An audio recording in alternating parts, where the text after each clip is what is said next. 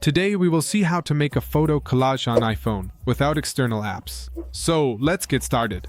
We are going to go to the App Store and search for the word shortcuts. You might say, well, but you're telling me it's without apps. But you are actually using an app, and that is Shortcuts. Yes, but what happens is that this app is directly from Apple, meaning we don't have to download external apps. And in this case, you may already have this app installed because it comes pre-installed on all iPhones. It is possible that you do not. Don't worry if you uninstalled it. You just need to come here, click install, and that's it. Now, once you have installed it, we will open it, and it will bring us all these shortcuts and all this information. So, what we are going to do is go to the bottom right where it says Gallery. Once you enter here, you will search exactly as it appears here, photo in English. Don't search for photo in Spanish because it won't show up. So, you need to search for photos in this way, and it will show you this photo grid.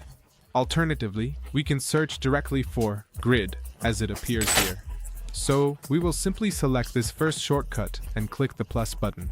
Once we click the plus button, this option for photo frame will appear in the main shortcuts section. Here you just need to tap on it. Then, all the photos will appear. What I will do here is directly select a photo to combine it. So, I will scroll down to look for others. And once we have selected the photos, we just need to click the add button at the top right, and we must wait a moment. It will automatically generate the collage of the photos. So here, what we need to do is click the share button at the bottom left, and when this loads, we just need to click save image, and it will be saved in the gallery. We can also choose an app directly to share it from there, whether it's to Instagram, WhatsApp, or wherever we want.